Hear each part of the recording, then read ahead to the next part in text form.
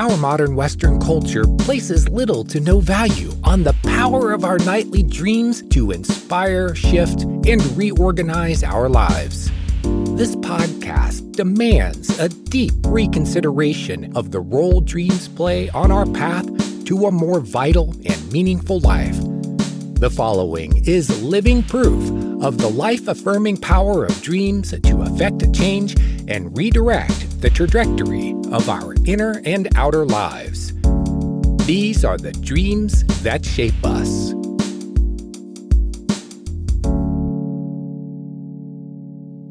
In dream work, we have a technical term that we like to use. We call it working you. Your dreams work you by making you look at what is the hardest about yourself to see and acknowledge.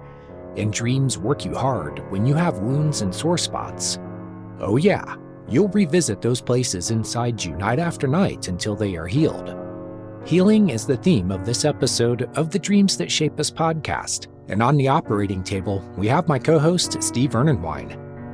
Over a period of years, he had a number of dreams that helped him understand a deep wounding experience. It wasn't an intentional wound, but as you'll hear as we talk about those dreams, his father's lack of support when he needed it most plunged a knife into his heart. But what we are about to discuss is less about the wound and more about the healing. It's about becoming a better person, about the deepening of relationships and the calling of initiation into adulthood and maturity. I have witnessed Steve's healing during these past several years as he answered the call and worked through his wounding experience. There is a strange sort of blessing that it bestowed on him, an idea expressed in the phrase, "You can't play the blues unless you've lived them." For Steve, living the blues not only shows in the music he creates, it's the person he is. His dreams worked him hard, and he worked them right back by extracting from them the medicine he needed to heal his heart and heal his relationship with his father. I'm your co-host, J.M. DeVord, and here's our conversation.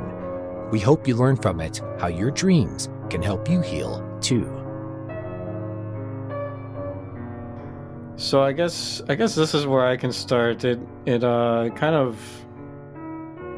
began this very interesting dynamic over the course of many years, and for a long time I didn't even understand what this one dream meant.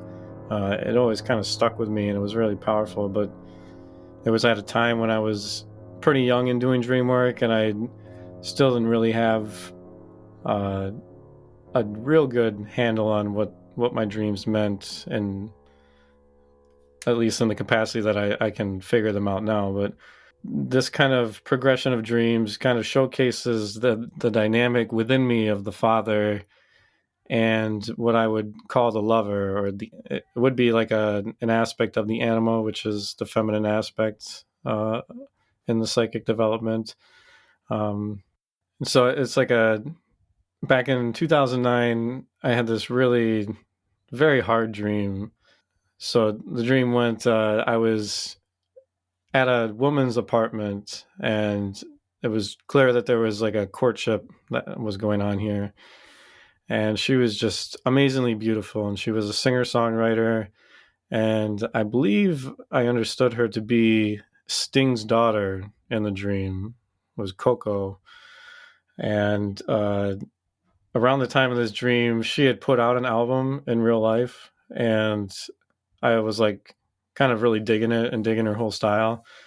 And so I had a dream that she was in it, and I'm just kind of in awe of her in the dream. She just has that energy, and anytime you have a dream with the lover Anima kind of access, those dreams are always so potent. And so I'm looking at her, and she's beautiful and gorgeous, and she asked me if she could play me a song, and she sits down and she plays me a song. And it's the first time that I noticed that there's something really weird with her eyes. And she gets finished playing, and she turns around and looks at me, and she doesn't have any eyes. They're just they're sewn shut. And it's almost like there aren't any eyes behind the eyelids. They're almost there was just something really weird about it. And so I kind of gave her praise and clapped and, said, wow, you're just amazingly beautiful. Like, I can't believe like you can write music like that. And she kind of slinks and is real shy and kind of self-conscious about it. And I just couldn't believe somebody that could make such beautiful music would be so self-conscious about it. And I asked her about her eyes. And as she began to tell me the story, it just draws me right into the scene that happened. It was like me having a firsthand look at her memory of it. And her family was on a vacation, and her dad pulls off on the side of the road, and they're in like this old station wagon. And he forces everybody out of the car. She's got like 2 siblings, the mother's there. And he picks up this nail gun and he starts shooting at them, and he kills the mom, and I think he kills the two siblings, and he shoots her straight in the eyes. And I mean, she obviously didn't die, but he nail gunned her in both of her eyes. And I, all of a sudden in the scene, just panicked completely and was just like, holy cow, that was way too intense, and I was not ready for that. Why didn't nobody prepare me for that? And then I got scared that he could see me, and because it felt like I was right there. And all of a sudden he turns and he looks right at me, and I'm like, oh crap. And I just started running, and I can just hear like nails just whizzing by me, and I ended up finding somewhere safe to be, and the dream ended. But wow, that was back in 2009, and super intense dream. And the way that I ended up looking at that afterwards, I came across it like probably like 6-7 years later, and was just like, oh my god, I know exactly what that dream means. And it was not clear to me at all for a long time. And I think right around that time when I revisited the dream, I had kind of just discovered like how much, when I was getting out of high school, I wanted to be a recording artist. I wanted to be, a musician. And my father had told me that he wanted me to have a backup plan, which is, sound advice. And so I decided to go to school for music recording. But the thing that he also said that I didn't realize really wormed its way into me at the time was that he said to be a musician is about 1,000,001 chance. And, before I even had a chance to even try, it felt like I was already defeated. And so in this dream, you see that this woman, she's beautiful, she makes incredible music. She has no idea how much she is worth. Like, she has no idea of her own worth. She has no idea about how beautiful her own music is, because she has no sight for it. She can't see her own worth. She has no idea how beautiful she is because her father shot her eyes out in a symbolic way. She can't see how beautiful she is. She can't see the value that she has to offer this world, that she has to offer me. Her eyes are nailed shut. So, and it's a wound delivered by the father. Yeah. So she so that's can't like see. My father wound. Yeah. It's like very.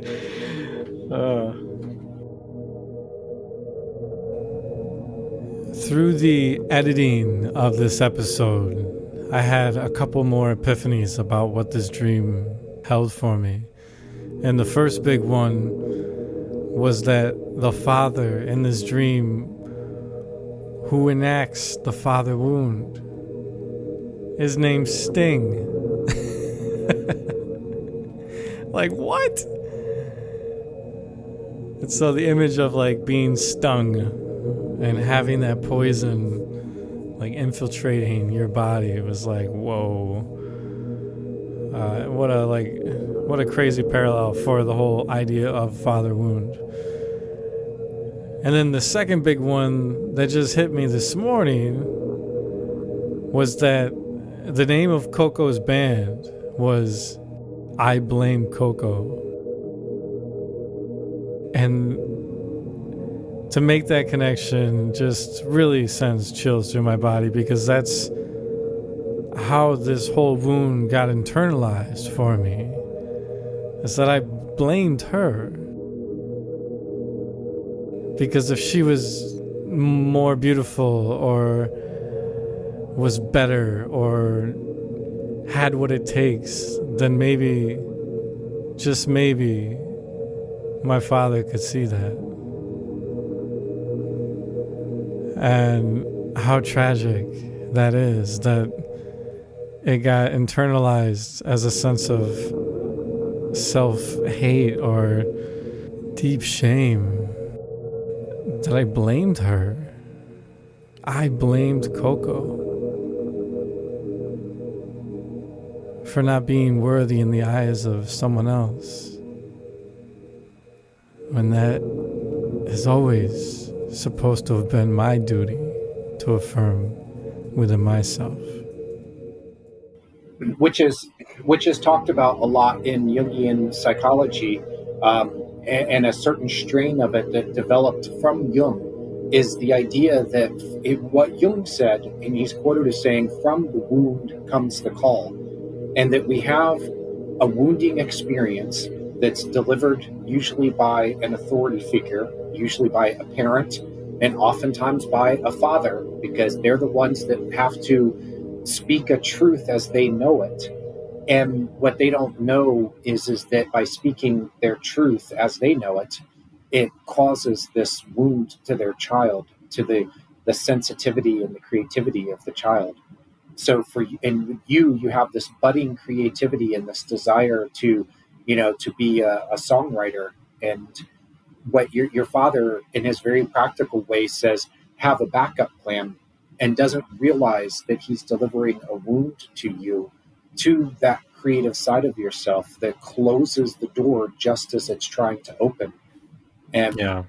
so this is when we refer to the father wound, this is something that is an almost universal experience, where there is some way that a parent, well, in one way, they don't live up to your expectations, but two, something that they do or say, or both, ends up causing a wound in you that becomes your call to initiation. When Jung says from the wound comes the call is to healing and to initiation. And it's initiation into your own adulthood, because you have to deal with that wound. And the wound turns you inside of yourself. It makes you find out what is really in there, because it's hurt. And those pain signals coming to the ego can't be ignored. And a lot of times people can go through, if they don't have that pain, they can go through their lives without ever discovering what is really inside of them. So there is a blessing to it, but it begins as a wound. Yeah, because I would say that, he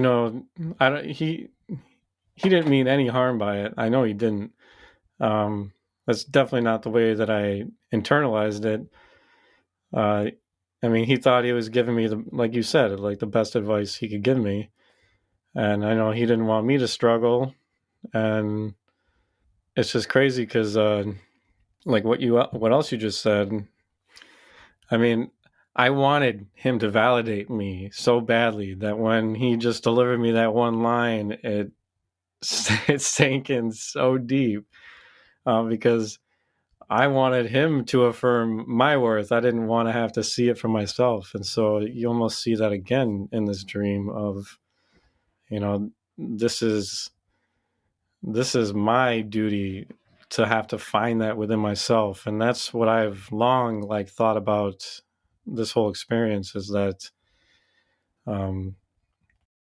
had daddy just, loved me the way that I wanted him to all along, then I wouldn't have had to do it for myself. And so, it is such a gift, and the journey that has unfolded through it, and, the healing journey that I've been on, and the initiatory journey I've been on, has been so amazing to be able to find my own worth. And if I can get there, and I can, stand in that place and truly honor that beauty, then man, what a gift. That's it's an amazing gift. So the wound becomes a gift, but Yeah, it absolutely. becomes a gift because of what you do with it. There are Right. some people that turns them into a three-legged horse, and that they can't really get anywhere in their life because they're wounded, and it's a kind of a shaming that goes on. They feel ashamed, so they're in this very low energy that keeps them stuck wherever they are. But if you can work through that and realize that there is a blessing in the wound that makes you find within yourself something that is lacking, then it becomes a blessing, and you grow that other leg, and you're then able to really move forward with strength and swiftness and grace in your own life. Yeah, because I mean, don't get me wrong. There was many years where that just felt so insufferable that like, Yeah. and I just held it against him. I don't even think he knows that. I know he probably has perceived a certain amount of distance between the two of us, but I don't. I've never actually called him out on it. I've never actually had a conversation with him about it, and uh, I don't think he has any even real recognition, that that was the case. And so I'm just stewing over here, and wrestling with my own worth issues. And so yeah, I mean, it was a long, hard fought process, and I have more dreams to share about how I fully overcame this whole issue. And really cool story. But to kind of go a little further with this progression of this dream, in 2018, I had a dream, and I'm pretty sure this is almost like where I came back into contact with this dream with Coco, because you'll find out in a minute, it's like it points you right back at it in this really, really deeply felt way. Um, and actually, no, I'm sorry, that was no March of 2019. Sorry. So in this dream, I am in the Death Star, and I'm being given a tour, and this woman is leading me around, and she takes me into Darth Vader's chamber. Oh, And I mean, it looks exactly like what you would imagine in the Death Star. It's just all metal everywhere. It's all very sterile, very clean and shiny. And she brings me into Darth Vader's chamber, and right in the center of his room is this amazing metallic throne of sorts. And the woman explains that if Vader sits in this chair, then through either just the Force or there's some kind of like notion of he has some kind of power that he can wield that will allow him to contact his daughter anywhere in the universe that she might be. And as she starts to talk about that, this incredibly heartbreaking, like, visual and kind of notion comes through where you could sense and feel that he has sat there so many times and wanted to reach out to Leia and to just tell her how beautiful and how wonderful and how great she is. But the more time that goes by, the harder it is to make that initial step. And the more time that goes by that he doesn't make that step, the more he hates himself for it. And there's just like this insane dynamic of like this powerful emotional experience of the Shadow Father wanting to reach out to his daughter, which is why it connects me back to that other dream where he wants to give that validation. He wants to now at this point, affirm to her that she has been more beautiful than he can even say all along. And it's just this amazingly heartbreaking and beautiful moment of feeling that fatherliness, wanting to reach out.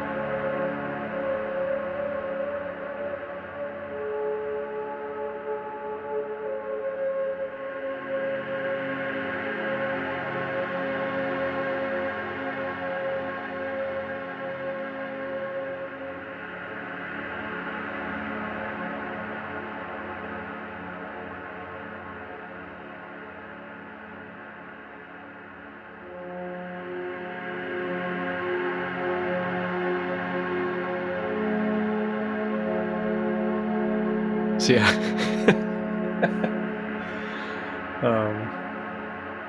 Yeah, what do you think about that dream? Dude, I'm sitting here thinking you dreamed up the new Star Wars, the one with Rey.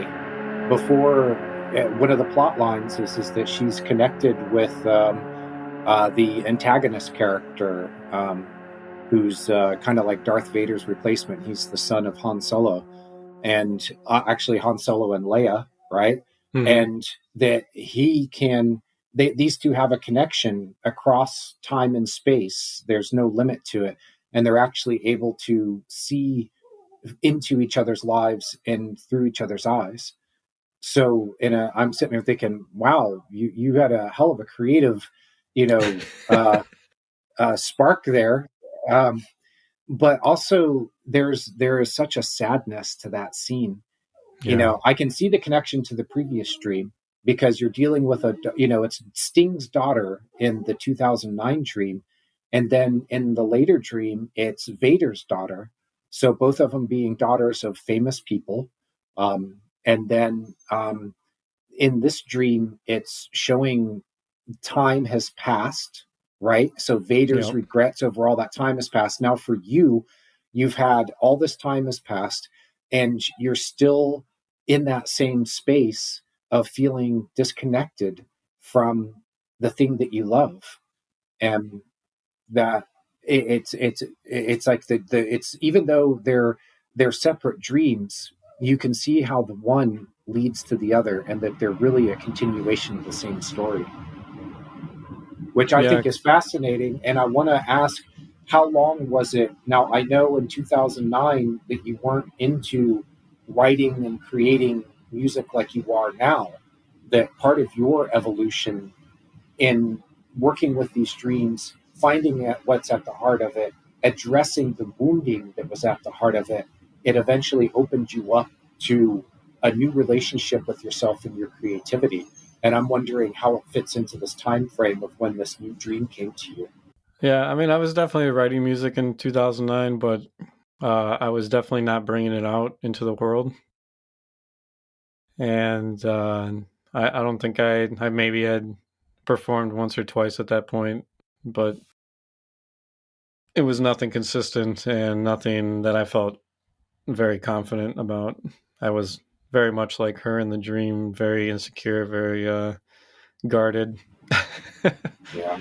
did not know did not know my own worth, and so yeah, that's a reflection for me in that dream as well. And it's such a nice reflection back to have me see the beauty inside of me in that dream and be like, how can you not see it? Like like almost like, come on, like look at this. And so yeah, I mean, looking at these two dreams, there's, both of them are shadow fathers. Both of them have daughters. There's that clear correlation that the daughter had been hurt and that there was a fatherly like remorse about it. Can we talk about the Death Star as sort of a psychological space for you? You're brought in on a tour of the Death Star, which as soon as you said that, I'm like, oh my god, that is off the hook. What an awesome theme! But you're being taken into a space in the dream, and oftentimes the settings or spaces that we're in are illustrations of a psychological space or sphere of influence. And so when you are in this place that's you're talking about there's everything's made of steel, it's very sterile and it's very clean.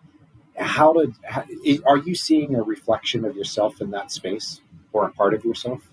Well, all right. So there's one final dream. There's another dream 2 months later with Leia in it, and I'll share that dream real quick because there's another notion of the Death Star in that one. Okay. And then I'll talk more exclusively about that. I'm glad you said something because yeah, the notion of a Death Star in relation to the father wound is like such a powerful like. I mean, if you look at the star as being like her, like this light within me, this beauty within me, and bringing the death of that, where he sits in the chair and he can be the one that initiates the death of that star. That's like almost bone chilling. So this dream was just a little under 2 months later. And so with the advent of the Vader dream, of being given a tour of the Death Star, I took that as like it was like a need for me to really recognize myself. Like, that's 2019. I had come out of a huge 6-year chunk of like complete writer's block and almost losing sight of my music. Had created a whole new album in 2017, and this whole new process of my dreams inspiring my music from that point on had happened. And I was in the middle of writing a whole new album, the one that I'm still working on right now. And it felt like the dreams were kind of proud of me, being like, all right, well, you're kind of like back in a good space, and it's time for you to like really look at the fact that you have overcome so much, and to really finally give yourself the validation that you've always been looking for from your father or from anybody in life, and to give it to yourself, and to like really be there for yourself and be a father for yourself, and to, you know, nurture that growth, and to, you know, use your father within yourself as like a cheerleader, like, you know, to keep you on task, and to, you know, help you, you know, navigate whatever. I don't know. It's kind of like a hard thing to explain, but so I kind of started that process. And so 2 months later, I have this dream that I entitled Han and Leia's Introduction. And so I'm in what feels like a broken down Death Star, and I'm kind of walking around, and at first I understand myself to be Luke, and there's a few things that happen that are kind of confusing and I don't remember very well at this point. But eventually I kind of force fly myself up through this big hole that's in the ceiling. If you did see the newer sequels with Rey, she goes back to the Death Star, and it looks very much like that scene where it's just completely just kind of broken and shattered and blown apart. And then I'm standing there, and Leia's standing in front of me, and she has a notebook and claims that I am not who I say I am, which was Han Solo. But for a moment, I'm shown an image of myself in the mirror, and I see myself as a droid.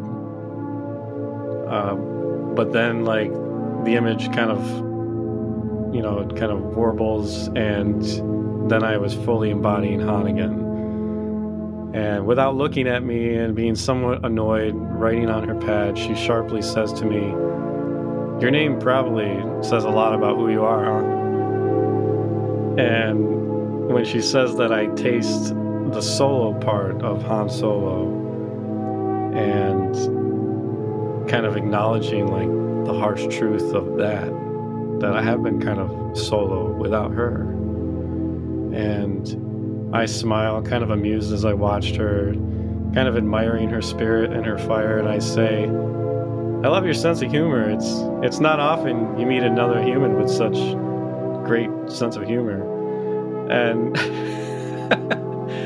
and like, she had no humor in her tone at all, and I said it in that kind of Han way of like being kind of gruff but charmy, and was hoping that the charm would work on her and soften her, and it did actually work. And she looks up at me. Finally, she looks up at me, and we have this like amazing moment of like truly seeing each other, and it feels like that first defining moment of a love story.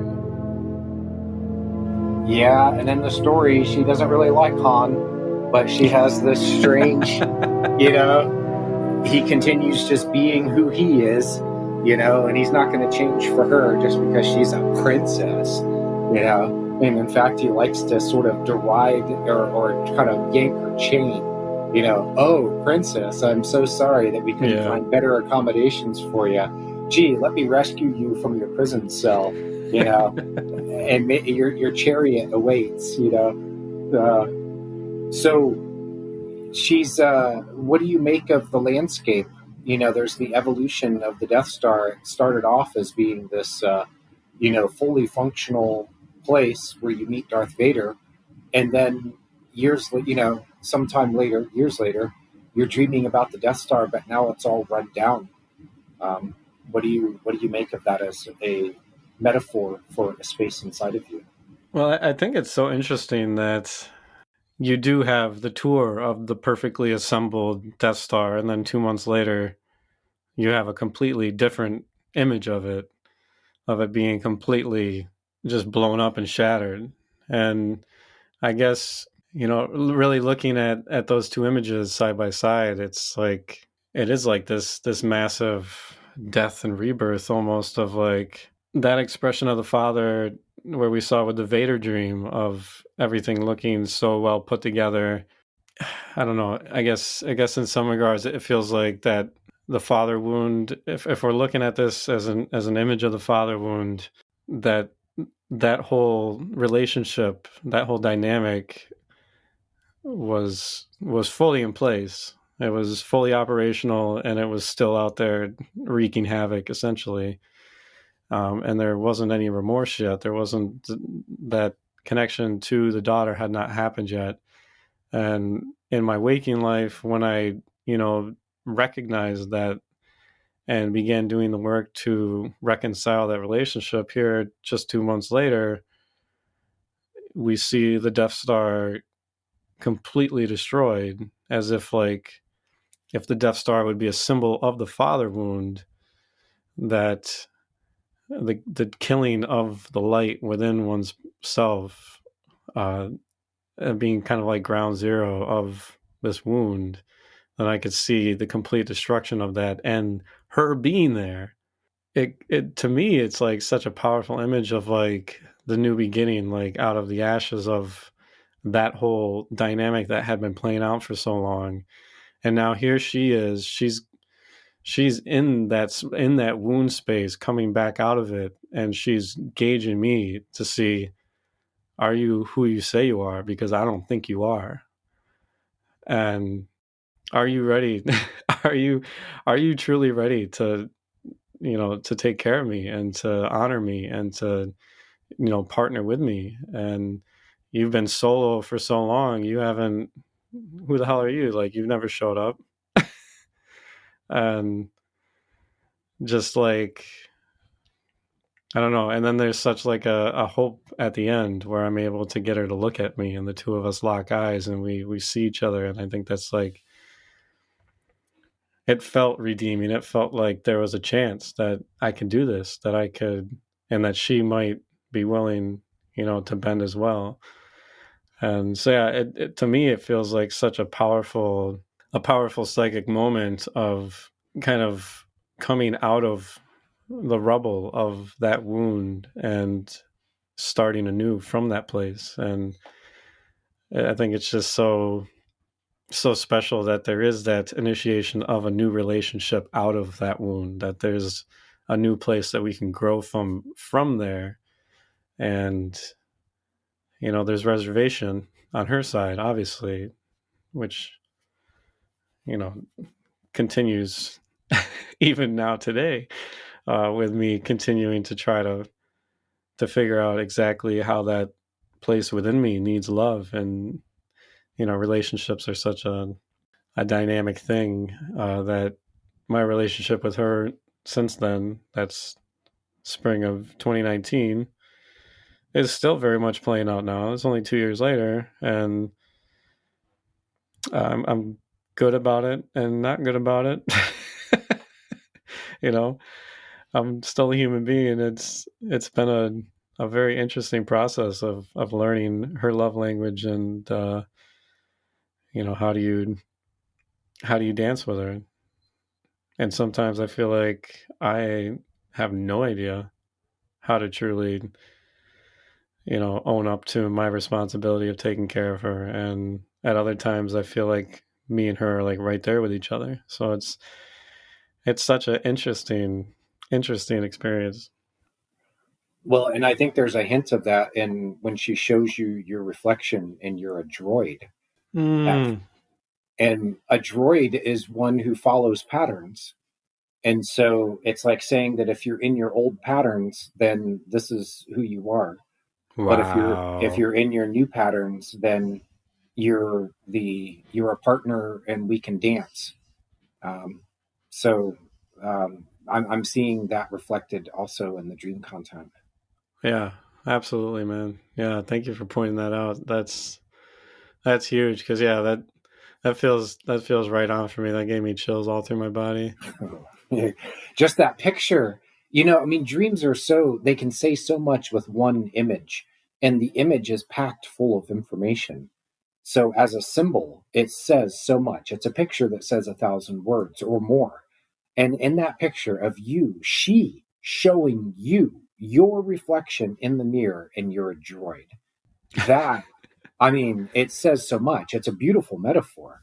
Hmm. And you've also brought up something else in the discussion is that this relationship is one that is going to continue to challenge you, that you don't just reach a point where you can sort of sit back on your laurels, where everything is on autopilot.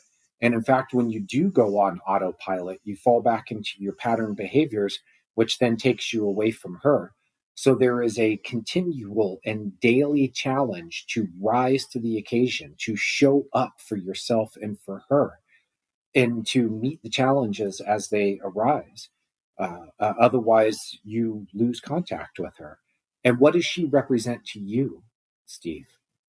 Well, the way that the anima, and especially when she postures as the lover, uh, to me, the way that she has showed up in many dreams that has made it pretty poignantly clear that uh, that lover energy is so deeply tied to my kind of creative fire, or like, yeah, it's essentially that feeling inside of me that has never let the music dream die, that wants so deeply for me to realize my true potential with it in this life. And I mean, that's kind of why in the Coco dream, that's why she appears like that. And many, many other dreams, it's very clear that the lyricist within me, the songwriter, they're almost like combined in an image. It's been so wild and so hard. I mean, you think that your greatest calling would be something that is easy for you to want to step into, but it's been so hard for me to give myself over to her completely, and to just trust, and to brave the kind of vulnerability that it takes to be a musician. And because if you're going to really connect with people, you have to be completely vulnerable, and you have to say the truest things that you could ever say for it to really connect with anybody. And to have to get up on stage and to give it your all. I mean, there's so many different ways that being a musician, you have to step so fully out of your comfort zone. And it's something that I want so badly to do, but at the same time, I fear it so immensely. And so it's been this amazing, incredibly hard, journey to truly step fully into, my true beauty. And it's reflected in so many dreams, and most of which you've heard here tonight already.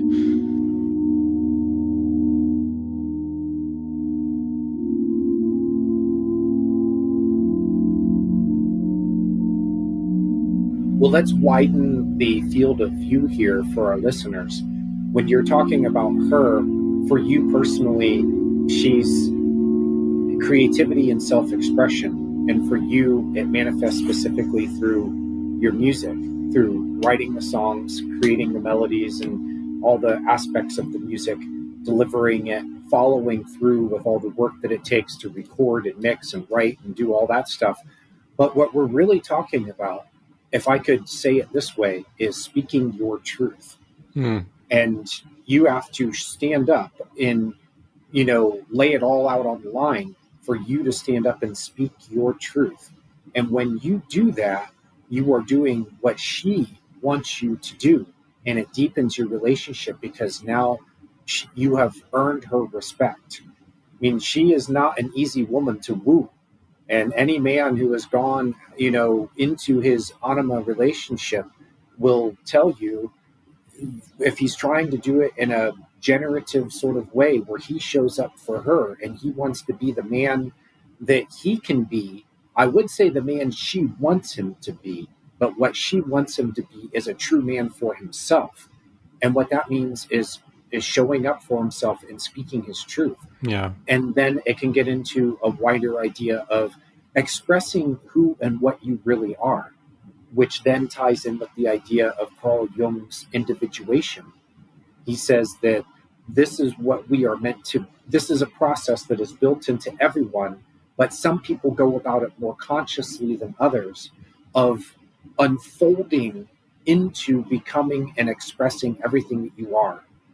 And so when you do that, and you do it in a conscious sort of way, you are, one, quickening the process, and two, is you are earning her respect, because now she can open up and deliver more to you of what she is, which is really what you are. Right. She's, what you are is projected onto her. And I think this is a beautiful way that the psyche, over thousands of generations of our species, has created a story within everyone that leads them to discovering who they really are, by giving them something that they want to love more than anything else. That when you have touch with the anima, and for ladies, it's called animus for you. It's just the other side of who you are. It's the unconscious underside. The counterpart to your conscious personality is the opposite gender and built into you. And nature has built this thing into us to teach us how to love ourselves. And not just to teach us, but to give us the driving passion and motivation to make it happen, to overcome any obstacle to get to that place, which I think is fascinating, because you're learning to love yourself. Yeah. So that's the wider field here. Speaking your truth. It's not just it's not just creativity, but creativity is expression. Expression is speaking your truth. Speaking your truth is being true to who you are as a person, and being true to who you are as a person makes you a complete and whole person. Yeah, I would absolutely agree with that. Yeah, because I mean, even though the majority of the dreams that I've had with her are kind of trying to promote me to, lean more fully into my creativity and stuff like that, I would have to agree with you. It is more of like, she's almost like the embodiment of the deepest aspects of me, or like the deepest aspects of my soul. And I think she's been highlighting these areas so heavily because those are the parts of me that I resist giving myself over so fully.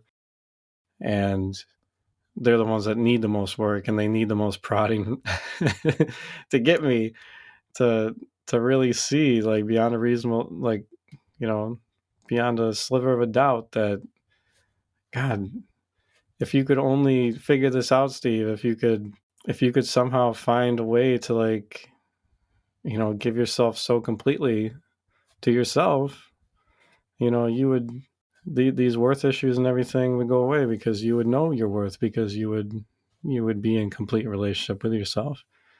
And kind of what I was hinting at earlier, like, as you develop your manhood and your dreams are helping you, guide you through this process of becoming a man, or however you want to look at that, uh, coming into relationship with her is so intense, because I mean, even with just these couple of dreams that I shared, I mean, you can see the kind of work that a man needs to do.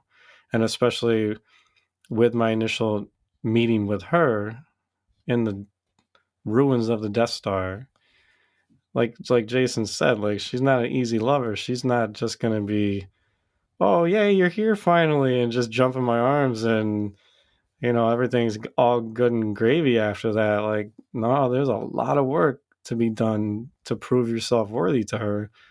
And the way that you do that is you become the man that you're meant to be, because she'll accept nothing less. She really won't. Yeah.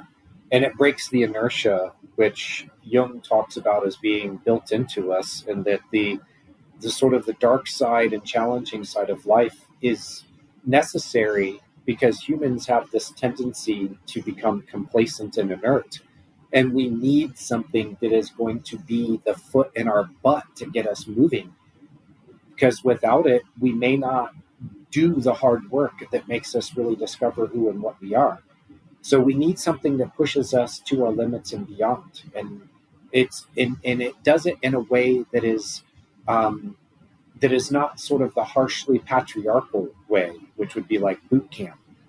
Oh yeah, sure, you can be pushed to your limits and beyond in service to, the dark patriarchy. But instead, this is in the service of, what's that four-letter word again, Steve? Soul. Yeah, man. Soul, man. Love. Yeah, I like how you found a different way of expressing the same idea, soul and love. And so this is what you're finding within yourself.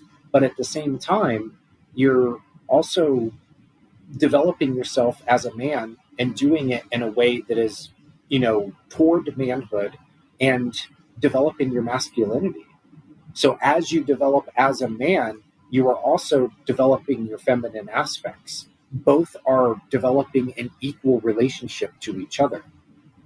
Yeah. But really what we're talking about are patterns of thought, feeling, and behavior that shape who we are as people. And this is the Dreams That Shape Us podcast. So this does all tie together in the theme of what we are trying to do and show how dreams shape us. Your dreams have given you these stories for you to work within the framework, for you to understand yourself better, to heal your wounds, to get past issues that were holding you back, and then to beautifully reflect the progress that you'd made, and, Steve, to give you the reward, which is the most satisfying relationship. I mean, you've got Princess Leia, dude. I mean,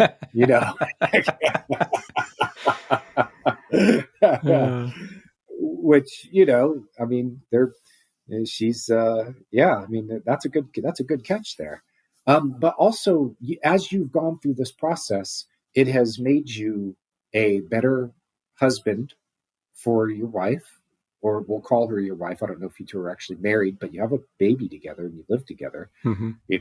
It's made you a better father. It has definitely opened up your creativity. And I don't know if there's anything else you want to add to the list, but I just wanted to throw this in there to show you just shared 3 dreams with us over a span of time that has shown your evolution in through the relationship that you have with these sides of yourself that are taking form as dream characters. And they're all you. And the relationship that you have with them is your relationship with yourself. And the evolution of that relationship in your dream world is, at least reflects, the evolution of your relationship with yourself. Yeah. 100%. Wow, man. It's very wild.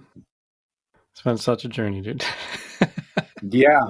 And that's just, and that's just 3 dreams. I mean, and that's over 10 years. And then there's so many other dreams and so many other different paths that different aspects of myself have sought the same kind of resolution. And it's just a wild ride, man, when you really dive into this kind of work and you allow the images to speak to you and to try to relate to them and try to, follow, overall dream life, and to follow the patterns and to see how your dreams, help you to get to that point of resolution, because it's such a wild and beautiful mythic ride that really, deepens your whole experience of who you are as a human being and gives you these amazing stories. Like the whole notion of Vader and Leia. I mean, I'm such a Star Wars nerd, and to have part of my internal mythic story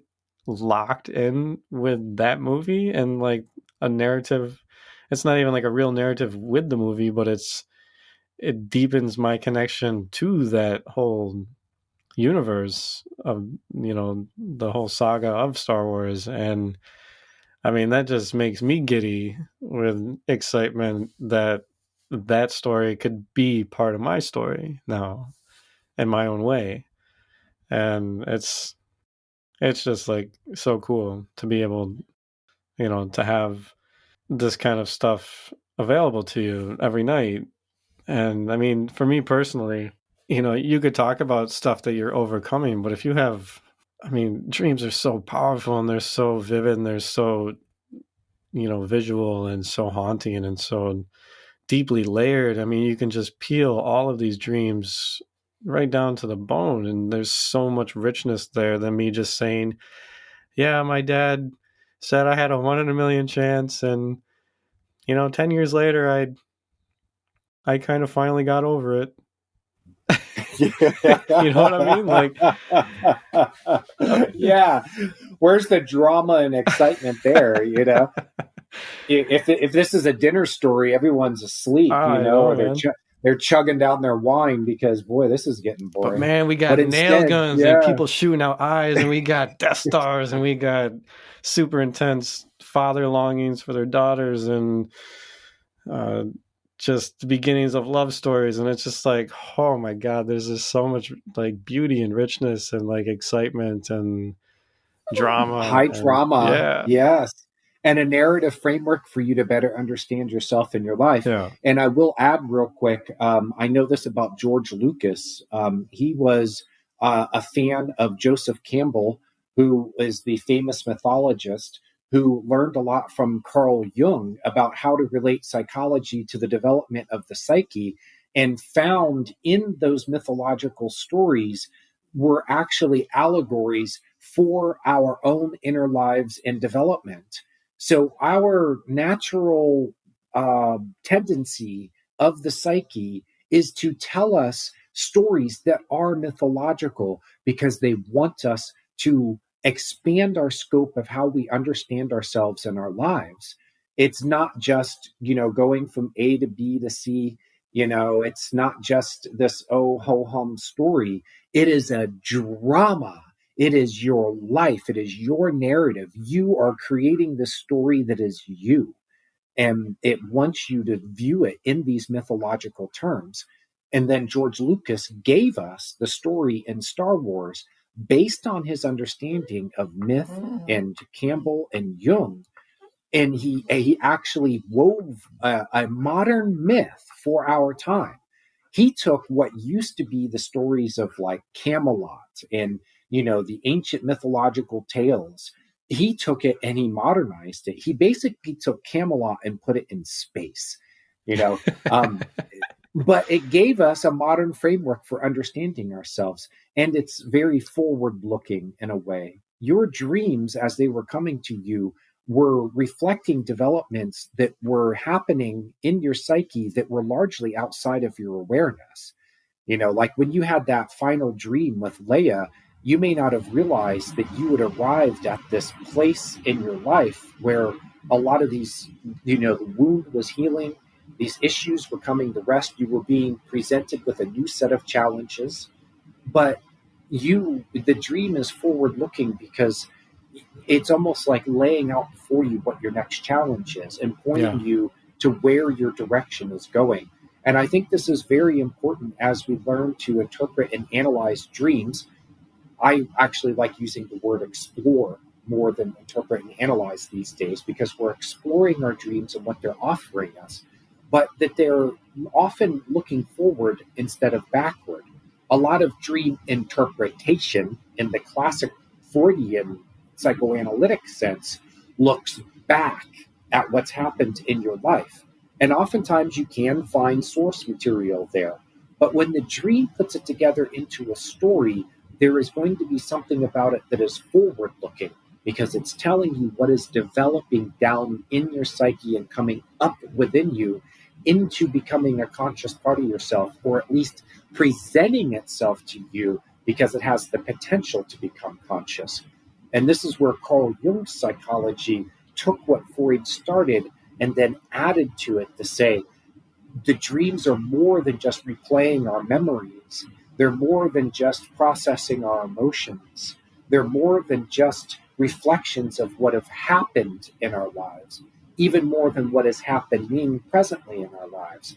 It is reflecting and showing us what is coming up in our lives. Mm. And in that sense, talk about something that can shape you. Yeah. Because if you have that clue from your dreams, I often don't, like you with those dreams, I often don't really understand mine when I wake up and I journal them and I sit back and I go, huh, well, I've been interpreting dreams for almost 30 years now. I've written 3 books. I've got 2 more coming on the subject.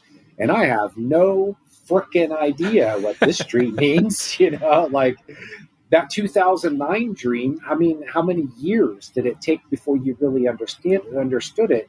But it was because you had, as time progressed and you evolved and went down the path of living your life and evolving as a person, you were able to then look back at that dream and go, oh yeah, I get it now. Yeah. It's kind of obvious. But from the viewpoint of being fresh right after you've had the dream, you often don't know what it means. But if you know that it's something that is forward looking in your life, then you can use that to help you to take those day-to-day steps in your life, because you know that there's this place that you're wanting to get to, and in a way the map has already been made deep down in the unconscious mind where your dreams are being created.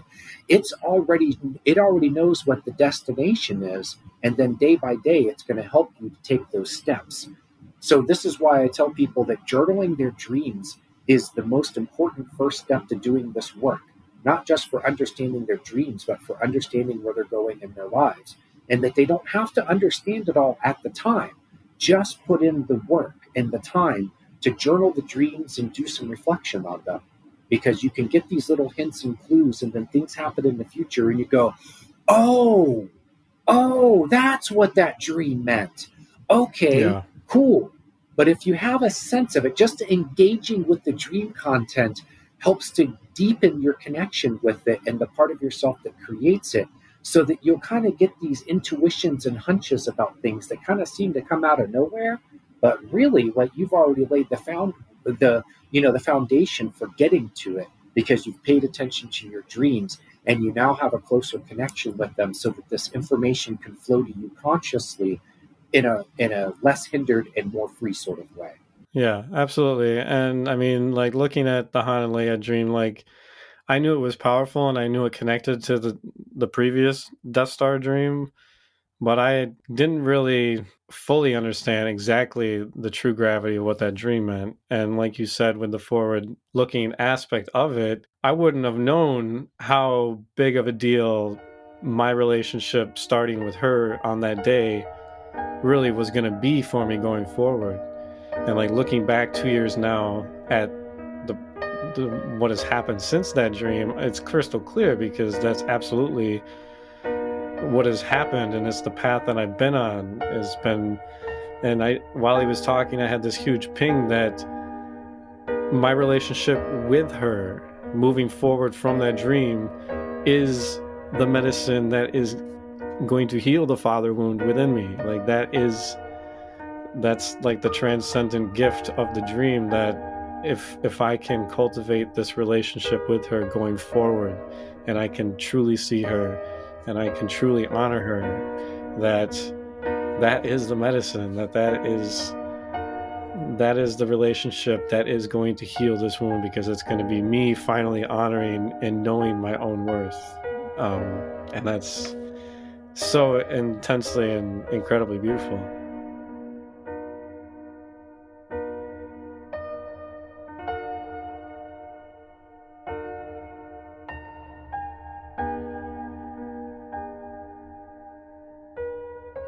So yeah, I think to round out the conversation here, I'll just give you guys what I believe is like kind of the full resolution of this father wound issue for me, and it's such like a really beautiful story. And so the Han and Leia dream we left off was May of 2019, and things were pretty good for the most part, but there's still a lot of work to do there. The Death Star is completely demolished, so that the destruction of that wound and that whole dynamic, leaves a good deal of healing yet to be done.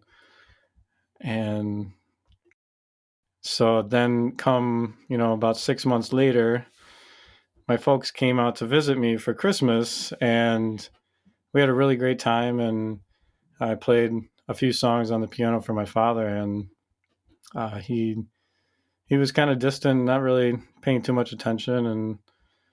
And at the end of one of the songs I played, which was just a completely improvised piece of music, and it was, arguably, in my own opinion, quite nice and beautiful. And instead of saying, "Oh, that was great, that was really cool," you just know how to think those things up on your own, huh? He said something like, and I'm sure to his credit, again, wasn't anything he meant any offense by, but he said something like, "You ever learn how to play anybody else's music?"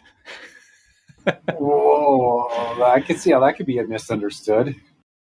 Yeah, and I took it in stride in the moment, but after they had left, like a week later, it was still like kind of churning inside of me, and I'm just kind of like, God, it just rubbed that wound so perfectly for me. Of just like, kind of like, this to me, like my music is one of the most important things that I cherish about myself, and that makes me special. And uh, to not really feel seen in that way, like we've talked about before, where I want his validation so bad, and for whatever reason, I can't deliver myself the same kind of validation that I feel like he would deliver me if he ever did.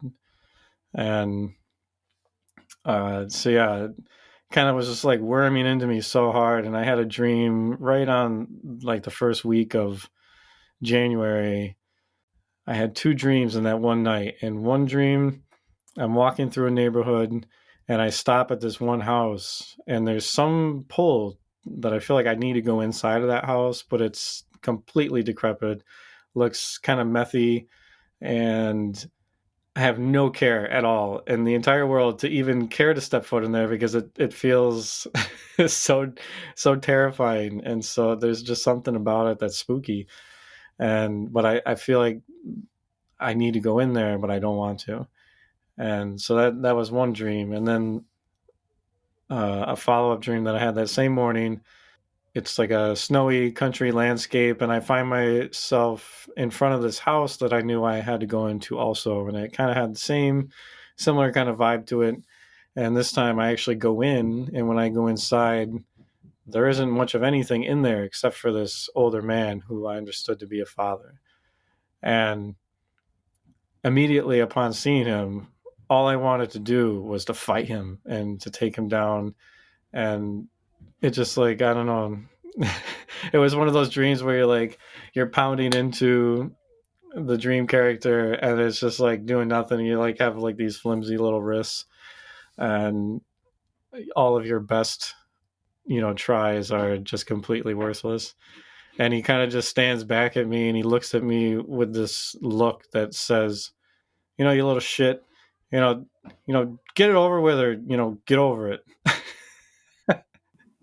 Oh, It was basically, the first house that I didn't want to go into. It was because there was still this issue and this father wound that I didn't want to have to enter into. I didn't want to have to face it. And then you see the second dream is like, I don't want to have to deal with it. I don't want to have to fess up to it, or like even own it. So I'm just trying to beat the hell out of this wound. And I'm just like, it's not my father in it, because it's not about him. It's about this issue that I have with this wound.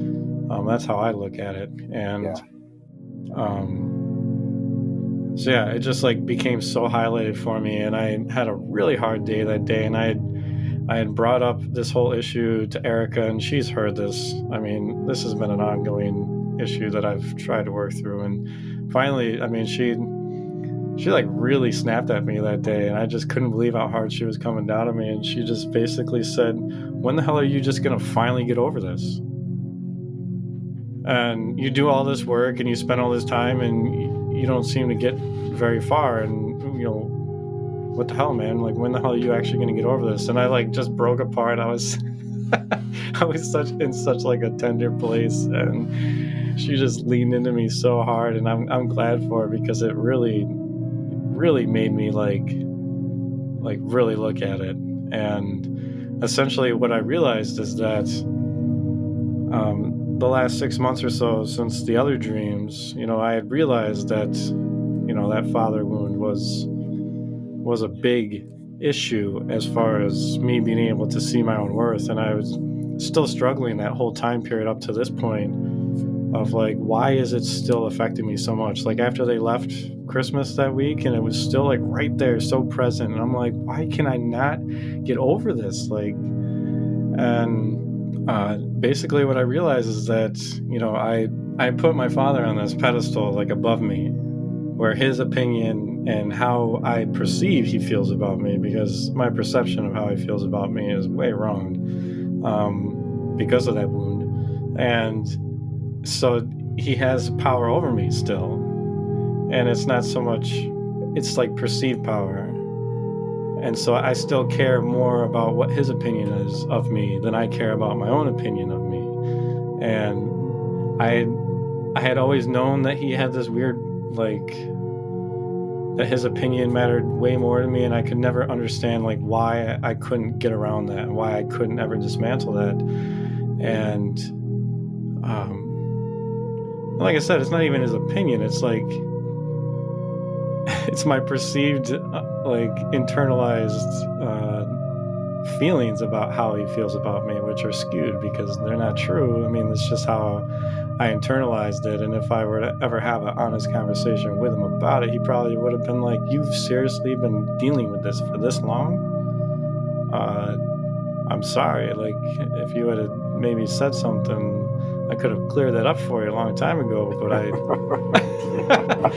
right? I mean, Yeah. It's ridiculous that I spent so much of my adult life fighting this. But that's the victim. Yeah. The victim holds on to the things, the wounds that they perceive. And, it was a real wound for you, but you did hold on to it for a while and you made it your own. So now you're not dealing so much with your father anymore. You're dealing with the internalized image of him, which then shows in the dream as this father character who is not really your father. And he delivers a message, you're beating on him. And then what does he say to you? Will you just get this over with? And then what does your wife say to you? Let's get this over with, or figure your shit out, essentially. Yeah. Which is then what Erica said to you. Yeah, exactly. And that's why I pressed it even harder. And it just like, wow. Oh my God, dude. It just worked me so good. And when I finally realized that dynamic, that I had given him more power than I have over my own feelings about myself, and I saw it more as a power dynamic, I was able to kind of dethrone him and reclaim way more of my own sovereignty over myself. And it was such a shift. Like, it felt like going from a slouch position to like standing straight up. It was like so crazy, like how that shift really allowed me to show up in my life, and even in my relationship with Erica, in a greater capacity, where that wound was so suffocating, and it unconsciously like kept me out of my power. It kept me kind of disjointed, and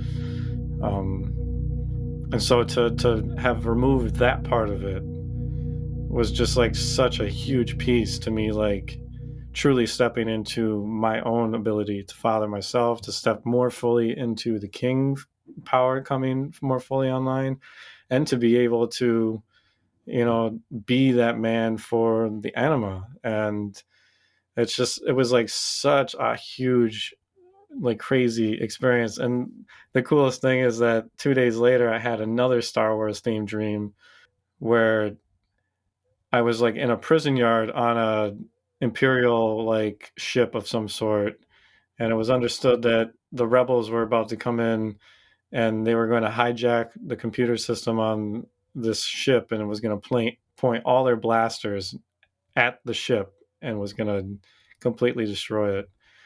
And so it was like, in my eyes, looking at that and seeing this whole progression we're talking about here, it was like, this was me destroying that hold that this wound still had on me, that this battle cruiser that still was wreaking havoc in my inner Star Wars universe. And then I was prisoner to, like, I'm still prisoner to this wound that, you know, it's not a Death Star now, but it's still this little cruiser that's, you know, still going about the same old ways that old wound was, or the Death Star wound was, you know, perusing about my inner galaxy. And so it is a step down from what it was, but it's still, you know, wreaking havoc, and I'm still prisoner to it. So that was like,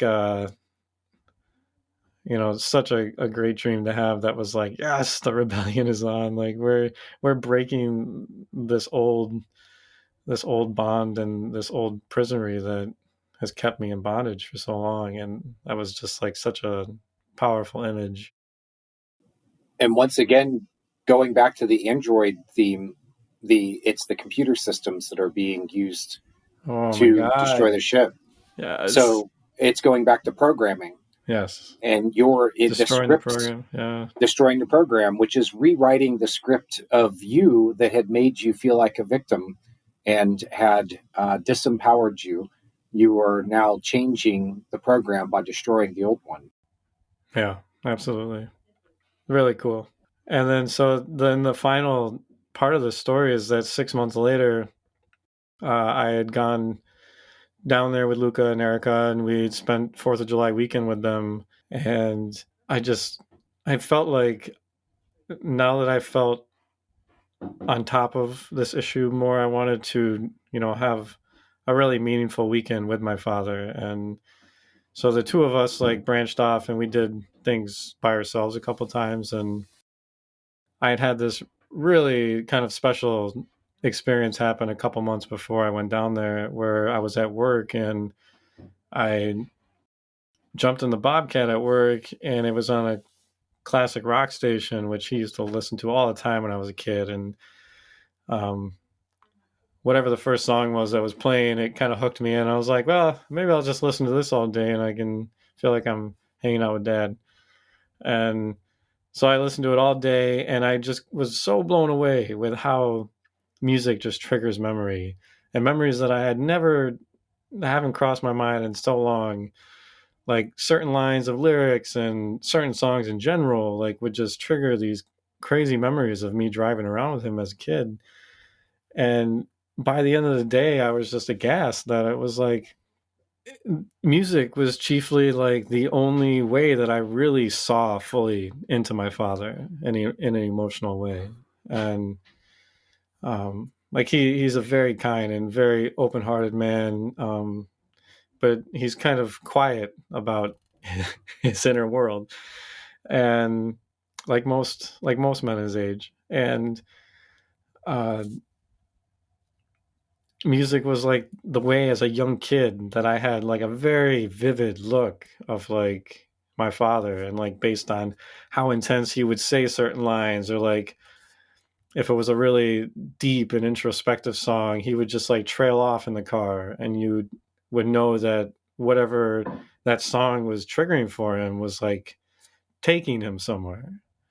And there was just so many different ways that I as a kid was able to see how music like deeply affected him. And I know when I became a music, it became clear that day that watching him and the way that music touched him and moved him and revealed this vaulted man to me so poignantly,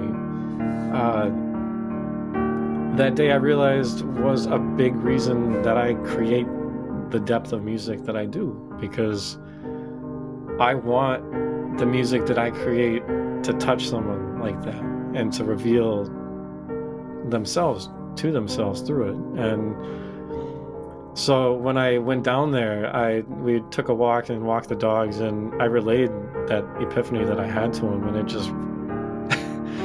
just rocked both of us right in the chest. And I mean, there wasn't much said about it. I mean, he looked at me like, wow, thank you. And there was such a sincerity, and it felt like if he even said one more word that he would have just totally broken down. And that like touched me in a way that I wasn't expecting. Like I wasn't expecting him to be as touched by that as he was. And you could tell just with that simple thing that like changed so much about us, because I feel like I mean, I haven't confirmed this with him, but I feel like maybe he hasn't really understood my aspirations and yearnings to be a musician, because he doesn't know how to relate to it. And I feel like in that moment, that's how we were able to relate to each other. And I mean, what a beautiful way to bridge that bond. I mean, it's so beautiful. I just it means so much to me. And so we had that moment, and then at the end of the weekend, I have a song that I recorded for this album that I'm almost done with, that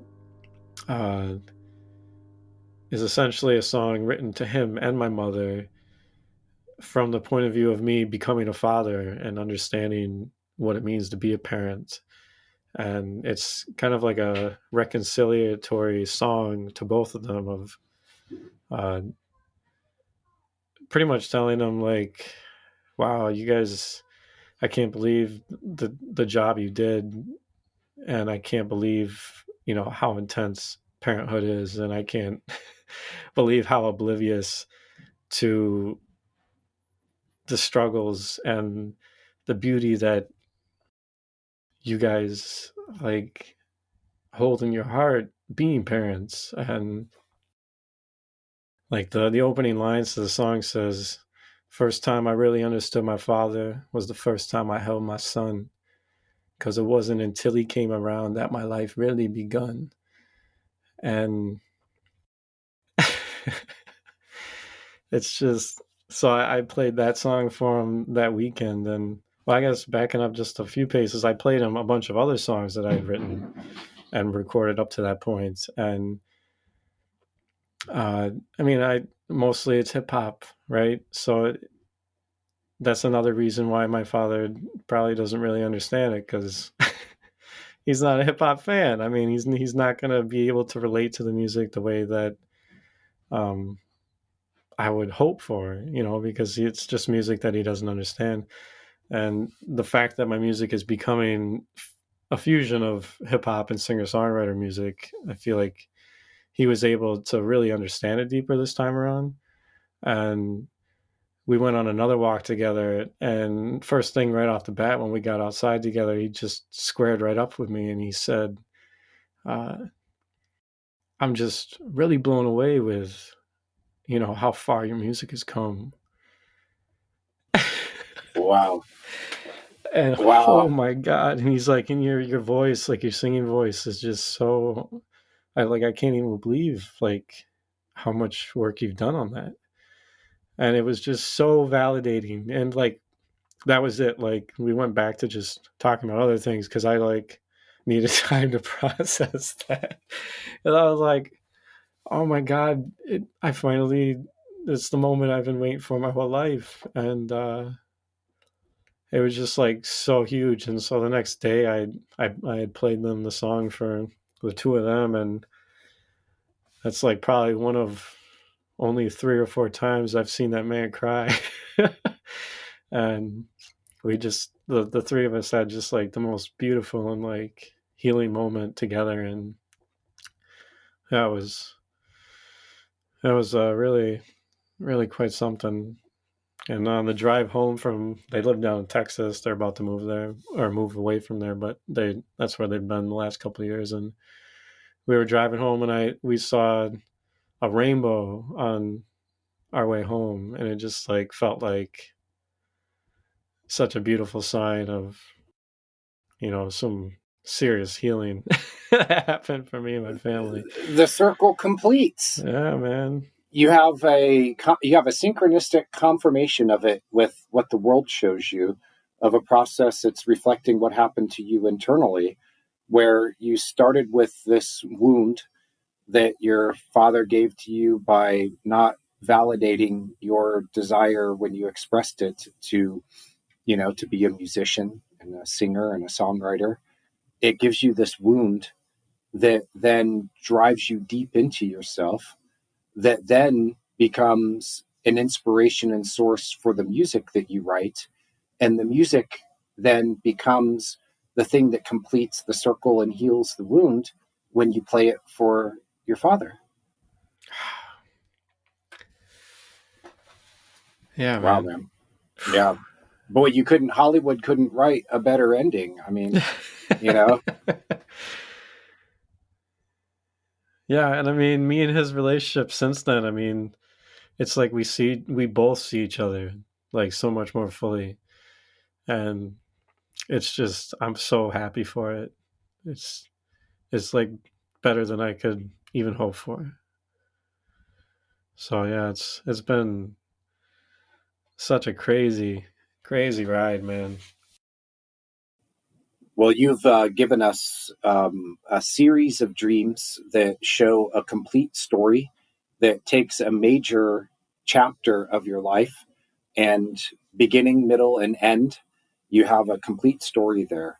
And this narrative is, it expresses so much of who you are, where you've been, what you've been through, and how it all comes together in you now.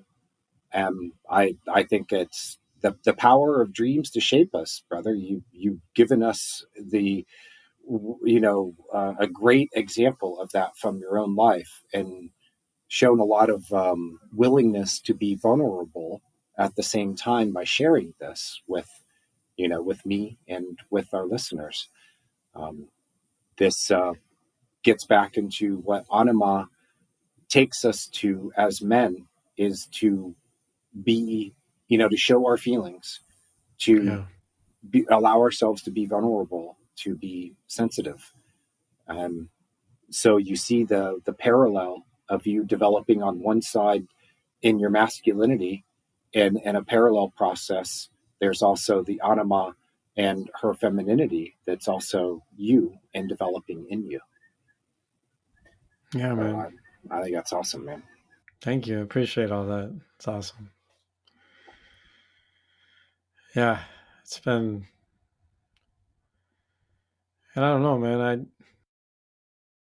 This conversation has been revealing, and just realizing, just, and almost like really recognizing the whole process coming to fruition. Like I've known it, and in some regards, but to really like look at it and to talk about it, the complete picture here tonight, it just really like sinks it home, like just how beautiful of a story, and like just the amazing amount of dreams and life situations and stuff that had to arise to get me here. And I know these dreams in the back of my head, but to lay them all out sequentially like this, and to like really see the pivotal dreams that really help steer this whole process to where it needed to go, is just, it's so incredibly beautiful and so powerful. And I hope that other people listening to this are like, oh my God, like you really can find resolution like that with issues, like through dreams and through just life in general. Because I know a lot of people that think healing doesn't happen, like it just, so yeah, man, it's just, if you're willing to go there and you're willing to just keep working at it. I mean, that wound was just terrorizing me, and I didn't know how to deal with it most days, but I wanted to heal it. And so that willingness to go there and to keep throwing myself against it, and it wasn't a fast thing at all. I mean, we're talking over a decade, 15 years of dream work to get there.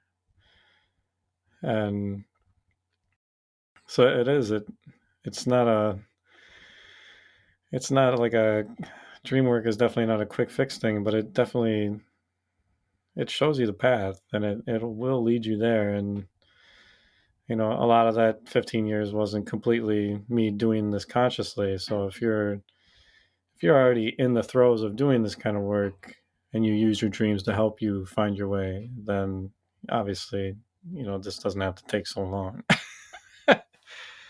But it took the time that was needed for you. Yeah. There was more that needed to happen for you to make all these pieces come together, and they will come together in their own time. But Jung says that when we consciously engage with our dreams, then we speed up the process of individuation, the process of healing, the process of integration, and that it's going to happen in its own time, in its own way. But you can make things happen faster and more complete and better through this conscious engaging with the dreams. And you can also see, even if you don't understand all the symbolism and you don't know dream interpretation and analysis and all the different ways you can go about it, you can simply engage with these stories. Mm-hmm. I mean, the lessons and the morals and the things that you are being shown about yourself and your life are right there in the dream content. You just have to be able to step back from it. What is the Death Star? Well, it's a place inside of me that's killing me. Yeah. Okay, that's a simple idea. What is Darth Vader? Well, he's that, tragic part of me that also has all of this tremendous energy and potential in it. And if I can work within that narrative framework and understand myself through the narrative framework, and everybody can do that because we understand stories, inherently, we understand stories. And so the dream is presenting a narrative to you, presenting a story to you, you engage with it, and then that's what brings about the magic out of that. You don't have to necessarily analyze anything. You just need to engage with the story and see the ways that it parallels yourself, especially your feelings and what's going on in your inner world. Well, thank you, Jason, for having this conversation with me. I'm just really kind of blown away with kind of like what I just said earlier, just of laying this all out and seeing it so much more crystal clearly by having to actually try to explain it. And so thank you. I really appreciate you helping me to once again, like, really give me, I mean, every time we talk about dreams, it's amazing because we're pretty damn similar when it comes to most things. And then, but I mean, you have your own expertise on certain things, and the way you look at things is obviously, different than I do. And you always like bring up just the perfect thing that like connects that extra dot that I hadn't done yet. So always appreciate you, brother. I'm honored, man. Honored. We have a synergy that has really been healing and expansive for both of us as we get a chance to talk about our dreams and talk with other people with them about their dreams. It works really well. So you are my partner and my brother in the dream, as I like to say. Yeah, man. And I hope that this example that your sharing of your dream life will inspire our listeners to journal their dreams and to look for the patterns that emerge from them, to look for the narrative arcs, that you're not just looking at one dream, you're looking at dreams that relate to each other and how that story evolves. And when you think of them as one dream and analyze it as one big story, then the big picture emerges from it. And that's when you can really have those aha moments when you go, okay, now I get it. I understand. So this will show once again how dreams can shape us, and the incredible benefits that you can get from engaging with your dream life. Yeah, man. In part 2, we get to dive into a few of Jason's dreams and pick them apart. So I'm looking forward to having that conversation with you. Yeah, the dream I had about being the caretaker or guardian for a Japanese prince, even gave him a name. and that was a really potent dream, and I'm looking forward to delving into that with you. I think there may be things that you'll be able to see in that dream that will help me to understand it better, or to view it through your eyes. And so looking forward to delving into that. So thank you for taking the dive first, man. For and so yeah, man. Next episode we'll dive in the mind, and we'll continue the what we can gain from understanding our dreams and seeing how they shape us. Awesome. Yes. Cue outro music. Yeah.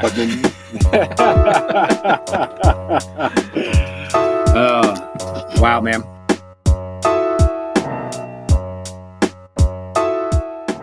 Well, that concludes this episode of the Dreams That Shape Us podcast. Thank you so much for being here, for listening, for supporting us, and for being a part of our journey. Thank you so much. And instead of going through the familiar routine of our closing credits, I wanted to play for you the song that I played for my father and my mother. It's a beautiful song, and I think it would be the most perfect way to end this story. So to introduce the song, it was inspired by a dream, so I'll share the dream real quick. I have only a patchy memory, and I did not actually write it down. I only wrote down the title of the song that was given to me in the dream, because I guess I thought I would just remember this one, and I must not have had time to write it down in full. But what I believe is how it started was that I was in a doctor's office having an exchange with a doctor, and that scene eventually transitions into me being in a hallway of some sort, and a dream character walks past me and he sings the words, "I've got so much love for you." And it was so simple and so short, but the feeling that swelled in his words when he said that just felt so wholesome and so kind of redeeming and just beautiful. It was just really beautiful. And when I went to work on a song entitled "I Got So Much Love for You," this is what just fell right out of me.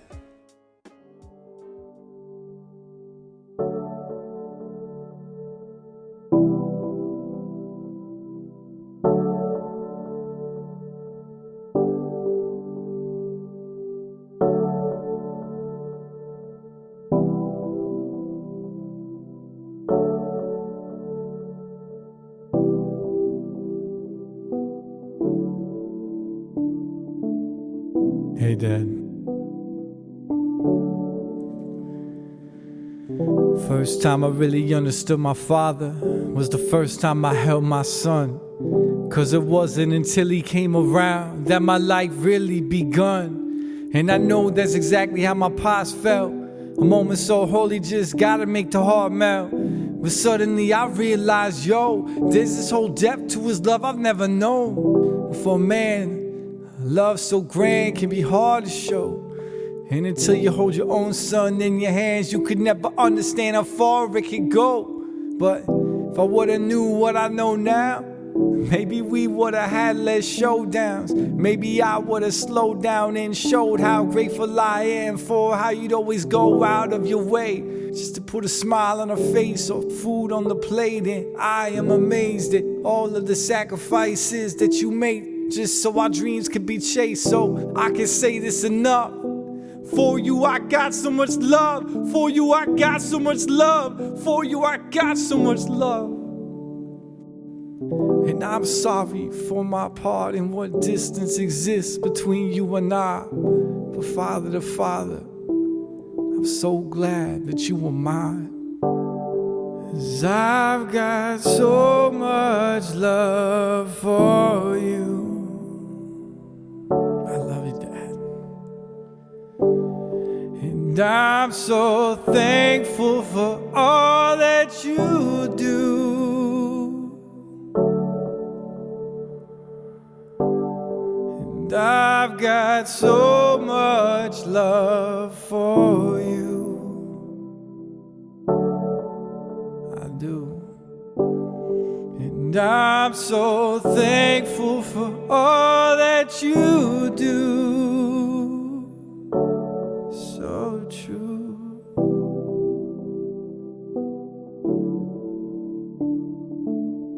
Hi, Mama. First time I really understood my mother in the internal war that wages. Has been watching my own lover as a mother and all the battles she faces. How women do what I will never know, giving birth to a soul that the body just knows how to grow, then having to separate from it and let it become its own. A tug of war between wanting to pull them close and having to learn to let them go. It's gotta be the hardest task that this life could ask, cause I feel that, but a mother's bond's deeper than a dad. So I can see how your whole sense of worth gets so tangled up in the kids that you birthed, that eventually and suddenly it can begin to feel kinda like a gift and a curse, cause it's such high expectations and such little praise for the attempts that you're making. So if it's never been known, your heart has always felt like home, and I mean that. And I hope you can receive that, cause I know I added scars to your worth and had a tendency to make it harder and worse. So I'm sorry for everywhere within your heart that it hurts. That is my fault, cause I love you. You gave me life. Now I can clearly see your sacrifice. And in my heart, my love, it sounds like, 'cause I've got so much love for you. I love you, Mom. I love you. And I'm so thankful for all that you do.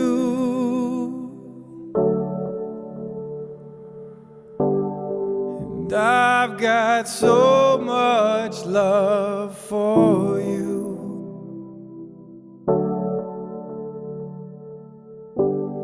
And I'm so thankful for all that you do.